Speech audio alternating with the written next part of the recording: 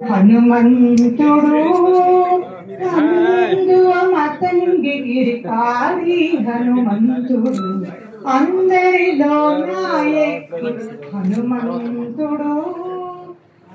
వేదిక మీద ఉన్న పెద్దలు జ్యోతి ప్రజలను పాల్గొనవలసిందిగా కోరుతున్నాను. తివిరి జలది దాటి మీరు ఆ కుర్చీలు దాటి కొంచెం ఆ జ్యోతి ప్రజల దగ్గరికి వెళ్ళి అందరూ రసోత్తరం చేయవలసిందిగా కోరుతున్నాను.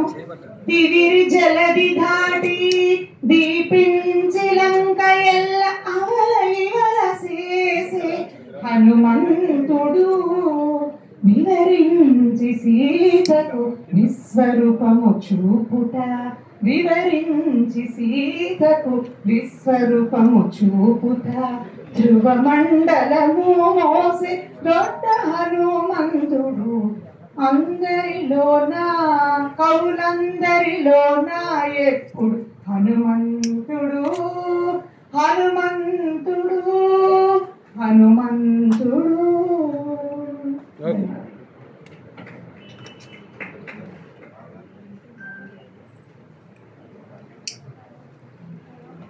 డిపి కృష్ణ గారు, అలాగే జస్టిస్ చంద్రకుమార్ గారు, విజయలక్ష్మి పండిట్ గారి చేతులు రెడీ.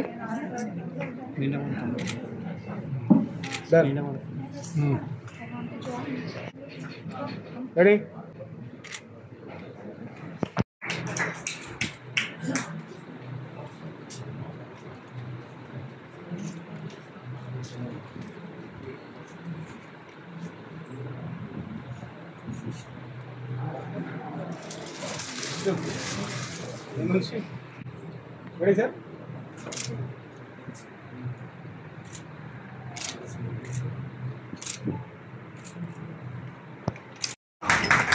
సార్ కొంచెం గిన్నె పెట్టండి సార్ అన్నదిగా.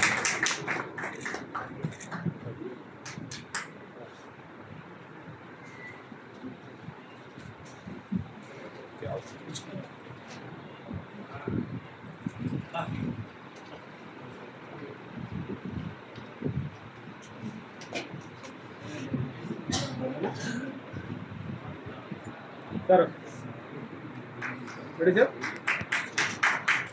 మేడం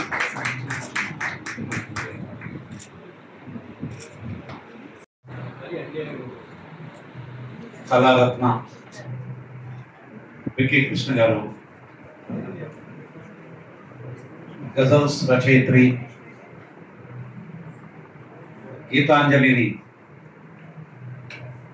తెలుగులో అనువదించినటువంటి ప్రముఖ కవయిత్రి రచయిత్రి విజయలక్ష్మి పండిట్ గారు, జస్టిస్ చంద్రకుమార్ గారు, వారు మాకు బాగా సన్నిహితులు. వారితో కలిసి నేను వారి ఇంటికి కూడా వెళ్ళడం జరిగింది. వారు జస్టిస్ కాకుండా ఉంటే విప్లవకారుడు అయి ఉండేవాడేమన్నా అనుమానం. అంత ఇప్పటికి కూడా వారిలో ఉద్రేకం, ఉత్సాహం, సొసైటీకి చేసి నిరంతరం పరితపించేటువంటి మేధావి జస్టిస్ బి శ్రీరామ్ సార్తో బాగా అనుబంధం ఉండటం మనందరం కూడా ఆనందించాల్సినటువంటి విషయం. అలానే నా మిత్రుడు ఆనంద గుప్తా, ఆయన ఆధ్యాత్మిక సేవలో ఎక్కువ ఈ కార్యక్రమాల్లో పార్టిసిపేట్ చేసుకుంటారు. పెద్దలంతా కూడా నాకు పేరు తెలియదు, కానీ దీంట్లో భారవి గారు కూడా నాకు మంచి మిత్రులు. వారు కూడా మా ఇంటికి రావడం, వారు ఆదిశంకరాచార్య సినిమా తీశారు, డైరెక్షన్ అంతా కూడా, పాటలు అన్నీ కూడా వారితో నాకు ఒక 20 ఏళ్ళ నుంచి అనుబంధం ఉంది. అంటే ఎక్కువ కలవడం. మునిరత్నం నాయుడు గారు, ప్రొఫెసర్ మునిరత్నం నాయుడు గారు, వారు సాహితీవేత్త కాకుండా విద్యావేత్త, తర్వాత వైస్ ఛాన్సలర్ ఎప్పటికీ అయి ఉండాలి, కానీ త్వరలో కాబోతున్నారు అని చెప్పేసి నాకు అనిపిస్తూ ఉంది. వారు చాలా ఎడ్యుకేషన్ పరంగా ఎన్నో సేవలు చేసినటువంటి వ్యక్తి. అంటే వారికి నాకు ప్రత్యక్ష పరిచయం లేకుండా వారి గురించి నేను చాలా వినున్నాను మిత్రుల ద్వారా. సో ప్రొఫెసర్ మునిరత్నం నాయుడు గారు, తర్వాత డాక్టర్ వాలేశ్వరం శంకరం గారు, ప్రసిద్ధ కవి, అధ్యక్షుడు తెలంగాణ రచయితల సంఘం, వారి ఇక్కడ ఉండటం కూడా మన అదృష్టం. ఆత్మీయ అతిథులుగా చేసినటువంటి శ్రీమతి జ్యోతిర్మయి మల్ల వారు విక్కీ గారు ఒక 5 నిమిషాల్లో గజల్ రాస్తే ఆమె దాన్ని అద్భుతంగా అప్పటికప్పుడు పాడేసి ఉన్నది. శ్రీరామ్ సార్ కూడా నేను పంపించాను. సార్ కూడా ప్లస్ బోత్ ఆఫ్ యూ. ప్రముఖ కవయిత్రి జ్యోత్స్న ప్రభు గారు రాలా. సో ఇక్కడంతా కూడా కవులు, కళాకారులు, సాహితీవేత్తలు, రచయితలు, సంగీత దర్శకులు ఇలాంటి సభలో మాట్లాడాలంటే కాస్త ఒళ్ళు జలదరిస్తుంది, కాస్త భయం వేస్తుంది. మరి విక్కీ గారు లాంటి సకల కళా కోవిదులు ఇక్కడ ఉండగా వారి ముందు మాట్లాడటం కొంత కష్టమే. సో దీని గురించి నేను ఒక అసిత భాష్పాలు, దీన్ని ఇంగ్లీష్లో ఆక్సిమోరన్ అంటారు. అంటే ఇలాంటి కాయినేషన్ ఆక్సిమోరన్ అంటే 2 విరుద్ధమైనటువంటి పదాలను తీసుకొని ఒక ఫ్రేజ్గా పదబంధంగా వాడారు. బిట్టర్ స్వీట్ వినుంటారు, చేదు బిట్టర్ స్వీట్. బిట్టర్గా ఎలా ఉంటుంది? బిట్టర్ స్వీట్ అని చెప్పేసి ఆంగ్ల కవులు వాడుతుంది. బిట్టర్ స్వీట్ అంటే చేదు తీపి. తీపి చేదుగా ఎలా ఉంటుంది? మీ అందరికీ అనుభవం, ఇక్కడ ఉన్నటువంటి వాళ్ళందరికీ నాతో సహా. మన అమ్మాయిని అత్తగారికి పంపించేటప్పుడు అప్పగింతలప్పుడు మన కన్నీళ్లు కాలుస్తాం. ఆ కన్నీళ్ళు అది స్వీటే కదా. అమ్మాయి పెళ్ళైంది, బాధ్యత తీరింది, తన లైఫ్ తాను అనుభవిస్తూ పోతుంది అనేది స్వీట్నెస్. కానీ అమ్మాయి మనం వీడిపోతుంది అంటే బాధగా ఉంటుంది. ఎంత కన్నతల్లికైనా కూడా తను ఆ స్థితి నుంచి వచ్చిందే, అయినా కూడా తను ఏడుస్తుంది. మన మా అమ్మాయిని పంపించేటప్పుడు నేను కూడా మొన్న లాస్ట్ ఇయర్ ఆగస్ట్లో వెళ్ళినప్పుడు నేను కూడా ఏడవడం జరిగింది. తెలియకుండా వచ్చింది. అది మళ్ళీ ఆనందమే. అమ్మాయి అల్లుడు ఇది అమ్మాయి మంచి సంబంధం కుదిరింది, వెళ్తుంది అనేది బిట్టర్ స్వీట్. దీన్ని ఆక్సిమోరన్ అంటారు ఇంగ్లీష్లో. ఇప్పుడు మేడం గారు చెప్పారు విరోధాభాసం అని చెప్పేసి చెప్పడం జరిగింది. ఇంకోటి, సో దీంట్లో అంటే ఇంకొకటి ఉంది పారాడాక్స్ అని చెప్పేసి. పారాడాక్స్ అంటే ఒక స్టేట్మెంట్ ఉంటుంది. The child is the father of man అన్నాడు Wordsworth. What does it mean? The child is the father of man. Father child అవుతాడు కానీ చైల్డ్ ఫాదర్కి చైల్డ్ ఫాదర్ ఎట్లా అవుతాడు మ్యాన్కి? The child is the father of మ్యాన్కి తండ్రి ఎవరు? చైల్డ్. ఇది కొంచెం గందరగోళంగా ఉంటుంది. సర్ఫేషియల్ మీనింగ్ చూస్తే గందరగోళంగా ఉంటుంది. కానీ దాని మీనింగ్ ఏమిటంటే దాన్ని లోతుగా విశ్లేషిస్తే డీపర్ మీనింగ్ పోతే అది అంటే పారాడాక్స్ అంటే a self-contradictory statement which seems contradictory but it is absolutely true when you deeply examine it. ఏమిటి? the child is the father of man. పిల్లవాడు మ్యాన్ కి ఫాదర్ ఎట్లా అంటే దాని ఏంటంటే చిన్న పిల్లవాడిగా మీకు ఏ క్వాలిటీస్ అయితే ఉంటాయో ఎదిగి మ్యాన్ అయిన తర్వాత కూడా అవే క్వాలిటీస్ ఉంటాయి. అది దాంట్లో చూడండి, the child is the father of man. దాన్ని ఏమంటాం? పారాడాక్స్ అంటాం. సో ఈ సృష్టి మొత్తం కూడా పారాడాక్స్లతోనే నిండి ఉందండి. అందుకే ఈ పుస్తకం మొత్తం అసిత భాష్పాలు. ఈ టైటిల్ కూడా అసిత భాష్పాలు. What does it mean exactly? ఆనంద భాష్పాలు లాంటిదే, కానీ ఎగ్జాక్ట్ ఆనంద భాష్పాలు కాదు. ఏమిటి అసిత భాష్పాలు అంటే? అసిత భాష్పాలు అంటే ఒకసారి థింక్ చేయండి. అంటే మీకేమనిపించింది అసిత భాష్పాలు? ఈ టైటిల్ అర్థం చేసుకుంటే మనకి విషయం సంబంధించిన కూడా తెలుసుకుంటే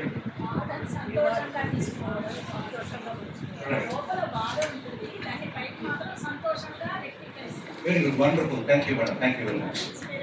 ఇంకా ఎనీథింగ్ ఎల్స్? అంటే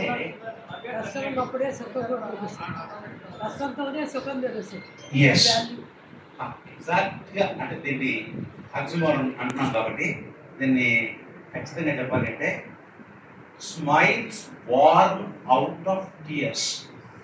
smiles warm out of tears. కన్నీళ్ళ నుండి పుట్టే నవ్వులు అని. కన్నీళ్ళ నుండి పుట్టే నవ్వులు. కన్నీళ్ళ నుంచి నవ్వులు వస్తాయి. యాక్చువల్లీ ఇదే ఇక్కడ ఉన్నటువంటి పారాడాక్స్. కన్నీళ్ళ నుంచి నవ్వులు వస్తాయి.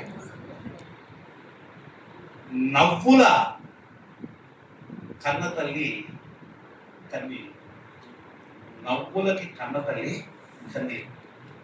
అదేంటి, సంతోషం రావాలంటే ఏడుపు రావాలి, దుఃఖం ఎట్లా ఇది గందరగోళం, చూడటానికి అంతా కూడా గందరగోళం. సృష్టి రహస్యం అక్కడే ఇమిడి ఉంది. ఏంటి అంటే దుఃఖాలు రెండు రకాలుగా ఉంటాయి. మన అజ్ఞానంతో అహంకారంతో తెచ్చుకున్న దుఃఖం ఒకటి, సృష్టికర్త కల్పించే దుఃఖం ఒకటి. అది బాగా అర్థం కావడం చిన్న ఎగ్జాంపుల్ చెప్తాను. మన ఇంటికి మొత్తం తలుపులు పిచ్చుకొని కిటికీలన్నీ వేసేసి ఇంట్లో కూర్చున్నాం. చీకటి ఉంటుంది కదా, చీకటి ఉంటుంది. ఇంకొక చీకటి ఎప్పుడు మనం కిటికీలన్నీ తీసుకున్నాం, తలుపులన్నీ తీసుకున్నాం, అయినా కూడా చీకటి ఉంటుంది. అది సృష్టికర్త కల్పించే చీకటి. సో సృష్టికర్త కల్పించే చీకటి తర్వాత ఖచ్చితంగా వెలుగు ఉంటుంది. మనం కల్పించుకున్న చీకటి తర్వాత వెలుగు మనం తీసేంత వరకు అది 20 రోజులు మీరు తలుపు తీయలేదనుకోండి, 20 రోజులు దుఃఖంలో ఉండదు, చీకట్లో ఉండవచ్చు. దుఃఖాలు రెండు రకాలు. మనం కల్పించుకుని మన అజ్ఞానం అహంకారంతో కల్పించుకునే దుఃఖం ఒకటి, తర్వాత సృష్టికర్త ఇచ్చే దుఃఖం ఒకటి. దీంట్లో ఈ పుస్తకంలో సార్ మాట్లాడింది ఏంటంటే సృష్టికర్త అంటే అనివార్యమైనటువంటి దుఃఖం తర్వాత మీకు ఖచ్చితంగా సుఖం ఉంటుంది. వేసవి తర్వాత ఖచ్చితంగా వాన ఉంటుంది. వాన ఎక్కడ ఉంటుంది సైంటిఫిక్ గా? ఎండాకాలంలో సముద్రాల్లో నదుల్లో ఉన్నటువంటి నీళ్లు ఆవిరై మేఘాలుగా పైన ఎక్కడ తప్పుతాయి తెలియదు, మళ్ళీ అవే వర్షిస్తాయి. భూమి పుట్టినప్పటి నుంచి ఎప్పటి వరకు ఒక చుక్క కూడా నీళ్లు పైనుంచి రాలేదండి, కింద నీళ్ళే పైకి పోయి మళ్ళీ వస్తాయంటే. అంటే వానాకాలం రావాలి అంటే ఖచ్చితంగా ఎండాకాలం ఉండాలి. అది సృష్టిగత డిజైన్. మన దుఃఖం కూడా అనివార్యమైనటువంటి దుఃఖం ఉంది చూసారు. ఆ దుఃఖం మనం అనుభవిస్తే సంతోషంగా, తర్వాత ఖచ్చితంగా ఆనందం వస్తుంది. అది దీంట్లో చెప్పి అంటే మనం కల్పించుకున్న దుఃఖం కాదు. మన ఇంట్లో రోజు మనకు సేవ చేసే భార్య మీద కోపించుకుంటాం, పిల్లల మీద ప్రాణాత్మకంగా. ఒక అబ్బాయి కొత్త కారు మీద గీత గీసాడని వాళ్ళు వేలు పిలిస్తే వెళ్ళిపోయాయి. పోతే వాడు నాన్న ఏమి ఎప్పుడు మురుస్తాయి అంటే అప్పుడు అబద్ధం చెప్పాడు. ఆ చెట్టును చూసాడు, ఎప్పుడు మురుస్తాయంటే మురుస్తాయి లేదా మురుస్తాయి. ఆ ఎదవ కారు కోసం వాడు వేలు యూజ్ చేశాడు పాపం. అది ప్రాణాత్మకంగా పెంచుకుంటుంది. సో నేను కరెక్ట్, మేడం గారు బాగా మెమరీ చాలా ఇంటాక్ట్ గా ఉన్నారు. సో కాబట్టి ఫ్రెండ్స్, మనం అంటే అదేంటి మన అజ్ఞానంతో కల్పించుకున్న దుఃఖం. దాని తర్వాత సుఖం వస్తుంది కాదు, అనివార్యంగా మన జీవితంలో కొన్ని దుఃఖాలు వస్తాయి సృష్టికర్త కల్పించి. వాటి తర్వాత ఖచ్చితంగా సుఖాలు వస్తాయి. వాళ్ళ ఓపిక దాన్ని భరించడమే మనం చేయాల్సినటువంటి పని. అందుకే సార్ అంటాడు, కన్నీళ్ళు కూడా కన్నయ్య కాంతే కదా అని చెప్పేసి. సో ఈ పుస్తకంలో మేడం విజయలక్ష్మి పండిట్ గారు దీన్ని బాగా మొత్తం సమీక్ష చేశారు. నేను పుస్తకం విషయంలోకి బోధించుకోలేదు. చాలా మందికి సారు పరిచయం లేదు. ఇక్కడ పిక్కీ గారు వారికి ఉన్నటువంటి అనుబంధం అభిమానంతో భగవాన్ అని రాశారు.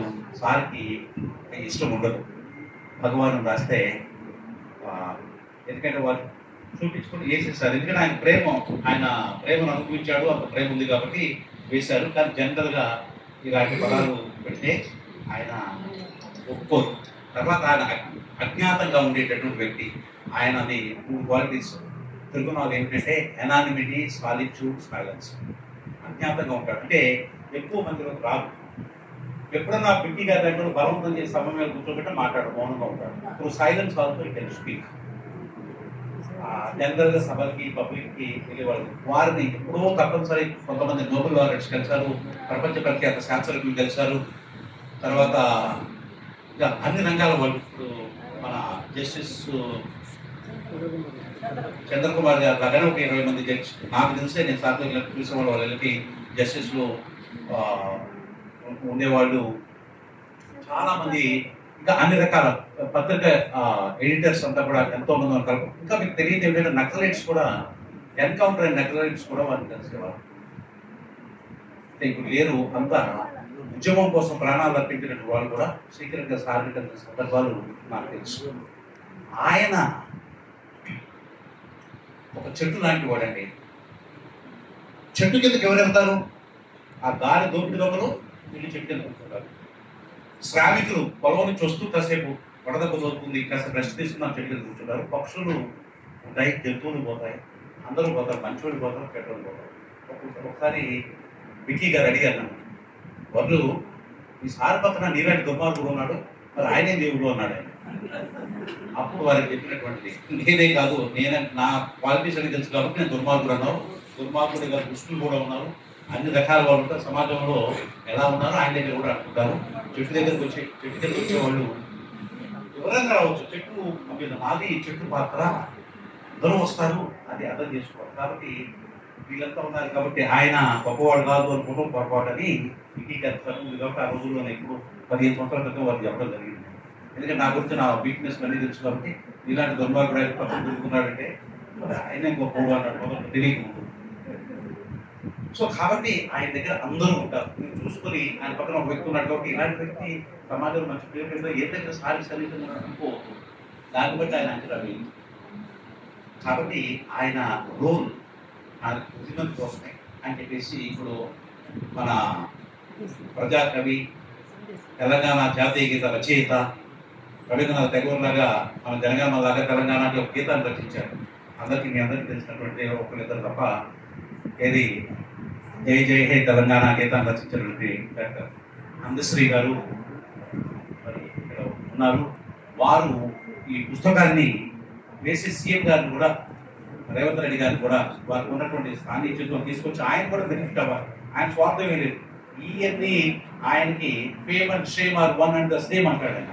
అంటే అవమానం అభిమానం రెండు నాకు ఒకటే, ఏది తేడా లేదని మనిషి ఆయన. సో సీఎం ఎందుకు పట్టుకొచ్చాడు అంటే ఆయన కూడా బెనిఫిట్ అవ్వాలి, సార్ సమక్షంలో ఆయన ఉంటే ఆయన లాభపడాలి అనే ఉద్దేశంతో సార్ స్పీకర్ని తీసుకున్నాను. ఎందుకంటే నేను కూడా దాదాపు 30 సంవత్సరాల నుంచి, నేను ఇప్పటికి కూడా జ్యుడిషియల్ అకాడమీలో 30 ఏళ్ళ నుంచి క్లాసులు చెప్తున్నాను. జస్టిస్ సూర్యారావు గారు ఉన్నప్పటి నుంచి, తర్వాత అక్కడ డైరెక్టర్గా చేసినట్టు వాళ్ళంతా కూడా ఎక్కువ చేశాను. చాలా మంది తర్వాత సినిమా వాళ్ళకి పాఠాలు చెప్పాను, ఐఏఎస్లు ఐపీఎస్లు పాఠాలు చెప్పాను. ఒక 10 మంది డీజీపీలు నా క్లాసులో అటెండ్ అయ్యారు.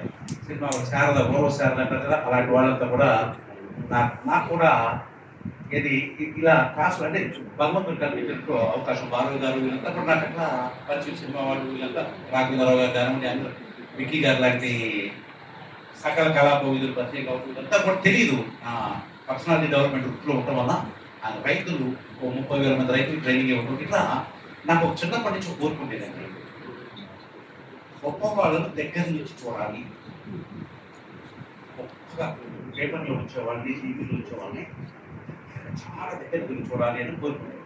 దేవుడు తీర్చాడు అన్ని వర్గాల వాళ్ళకి, అంటే సినిమా వాళ్ళకి, జడ్జెస్కి, ఐఏఎస్ ఐపీఎస్ పీపుల్కి, రైతులు, అన్ని వర్గ సైంటిస్టులు కూడా అడ్రస్ చేసి, వైస్ ఛాన్సలర్స్ కూడా అడ్రస్ చేసే అవకాశం దేవుడు కల్పించాడు. అలానే ఒక మీటింగ్ అయితే వాళ్ళతో సన్నిహితంగా కోరుకెళ్ళాను. నాకు ఎందుకు కోరికంటే ఒక అన్వేషణ ఏంటంటే, ఒక వాల్మీకి చెప్పిన ఆ 16 లక్షణాలలో మనిషి దొరుకుతాడా ఆయన దేవుడి గురించి చెప్పరా, నాకు మనిషి కావాలి అని నారదుడు అడిగాడు. దేవుడు అంటే వేరు, అలాంటి మనిషి కోసం నా అన్వేషణ సాగేదండి. సో వీళ్ళందరినీ ఆ దృష్టితో పరిశీలించారు. నాకు పరిచయం దాదాపు నాకు ఒక 50 మంది జడ్జెస్ పరిచయం ఉంటారు, 100 మంది ఐఏఎస్లు ఎక్కడైతే ఏ రాష్ట్రంలో అయితే ఉంటారు, 10 మంది 12 మంది డీజీపీలు, సినిమా, ఇలా పరిచయాలు ఉన్నాయి.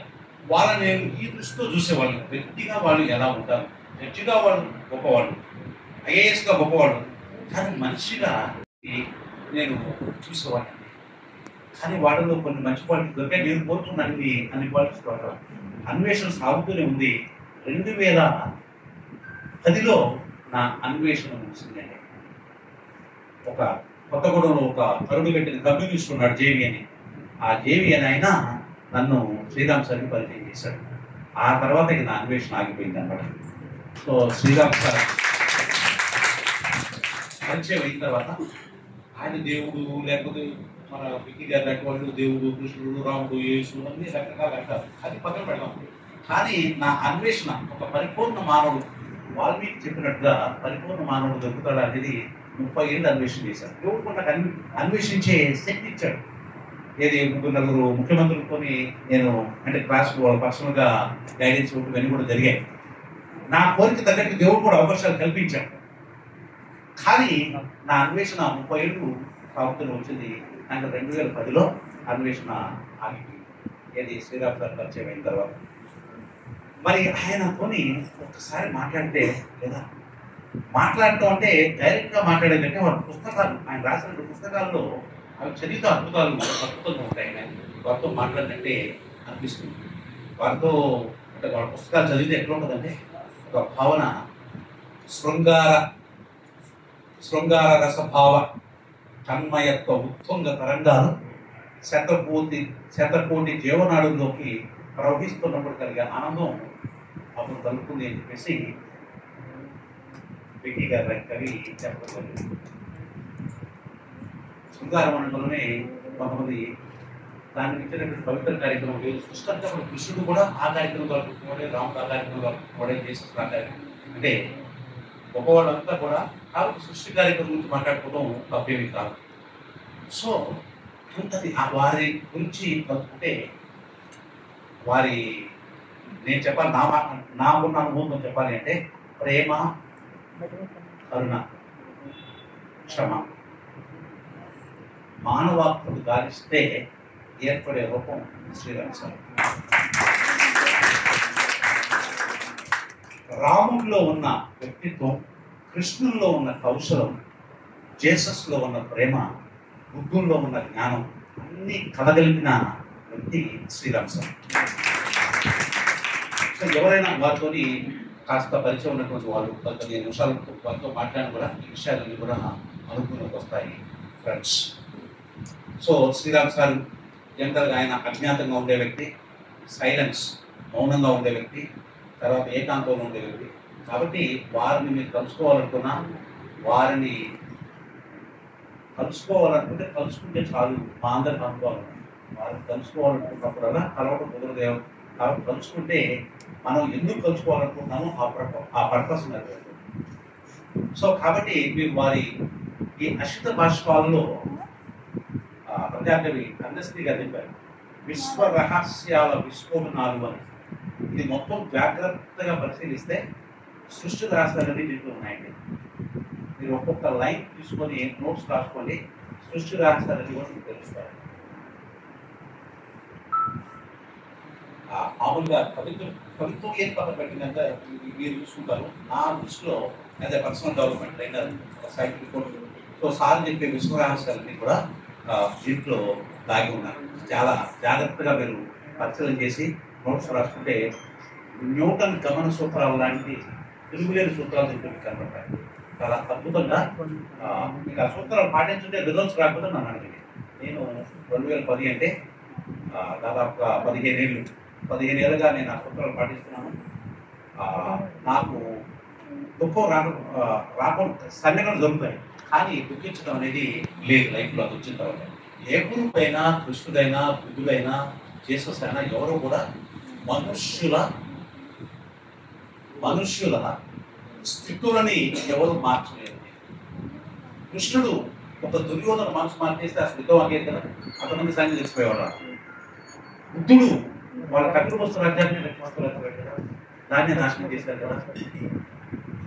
మరి ఇది రాముడు ఒక రావణుడు మనసు మార్చేస్తే ఆ యుద్ధం అపోజు అయినా కూడా ఎవరో కూడా స్థితిని మార్చలేదు. అయితే ఎందుకు మరి ప్రవచనాలు, మరి మేడం చెప్పారు ప్రబోధం, మీకు చాలా ప్రబోధం ఉందని. ఎందుకు మరి ఏదో అనవసరమైన కాదు. మనం మార్చుకోవాల్సింది మన బాహ్య స్థితిని కాదు, మన మానసిక స్థితిని. మానసిక స్థితి మార్చడం కోసమే మనం ఇదంతా చేసేది. సైకిల్ మీద తిరిగేవాడు మోటార్ సైకిల్ కావాలనుకుంటాడు. ఏమో మోటార్ సైకిల్ మానసిక స్థితి మారింది. మోటార్ సైకిల్ తిరిగేవాడు కారు కావాలనుకుంటాడు. కారు వస్తే ఏముంది, మానసిక స్థితి మారింది. పెళ్లి కానివాడు ఏమనుకుంటాడు, పెళ్లి కావాలనుకుంటాడు. పెళ్లి అయిన వాడు పిల్లలు ఉంటారనుకుంటాడు. పెళ్లి ఒక విచిత్రమైన విషయం అండి. పెళ్లి కాలం అందరికి ఎలా ఉంటుందంటే ఎప్పుడు అవుద్దా అవుద్దా అని ఉంటుంది. అయిన వాళ్ళకి నాలాంటి వాళ్ళకి పెద్ద marriage is a cage. Those who are outside want to go inside, those who are inside want to go outside. So it is necessary. ఇంకో పెద్ద ఇట్ ఇస్ నెసెసరీ ఈవిల్ అన్నాడు, అవసరమైన చెడు అన్నాడు. ఇల్లు కొన్ని ఇబ్బందులు ఉంటాయి, కానీ అవసరమైన ఇబ్బంది అని. మన అశుద్ధ భాష అలాగా దాంట్లో కూడా అర్థం అవసరమైన చెడు అని ఎసెన్షియల్ ఈవిల్ అంటారు. ఈవిల్ ఎసెన్షియల్ ఎట్లా ఉంది, అదే ఆర్గ్యుమెంట్. ఇల్లు కొన్ని ఇబ్బందులు ఉన్నా అది ఎందుకంటే పెళ్లి కాని వాళ్ళకంటే పెళ్ళైన వాళ్ళు ఎక్కువ కాలం బతుకుతున్నారని లేటెస్ట్. సో ఏమైనా కూడా సో ఫ్రెండ్స్, శ్రీరామ్ సారు ఒక అద్భుతం, ఒక ప్రేమ తత్వం, ప్రకృతికి ఆయన ఒక ఆకృతి, ప్రేమకు ఆయన ఒక ప్రతీక. ఇది చాలు. నేను మరి సభంతా చాలా మంది పెద్దలు మాట్లాడాల్సిన అవసరం ఉంది. Thank you very much.